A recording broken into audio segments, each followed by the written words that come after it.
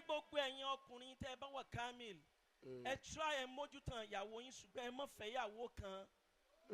ẹ má fẹ́ ìyàwó kan ẹ má fẹ́ ìyàwó kan o ẹ má fẹ́ o wá sí leléyìí ẹ má fẹ́ ìyàwó kan o ìpènyìn ṣàkíyèsí leléyìí ẹ wo ṣẹ́ni pé fọ́nrín ọ̀sàwàdà lọ bí kó promise ìyàwó ẹ̀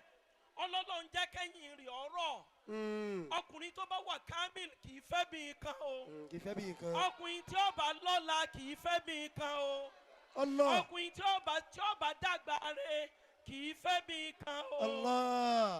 بسم الله الرحمن الرحيم آمين اللهم لا تدع لنا ذنبا إلا غفرته ولا هما إلا فرجته ولا دينا إلا قضيته ولا مرضا إلا شفيته ولا مريضا إلا عفيته ولا عدوا إلا كفيته ولا حسدا إلا زللت لنا ولا طالبا إلا نجحته ولا حاجة من واجدنا ولا آخر إلا قضيته يا أرحم الراحمين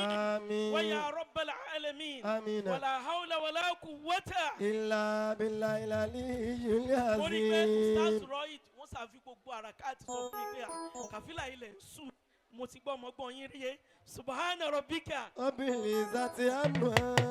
yasifun wasalamu ala al-mursalina walhamdulillah rabbil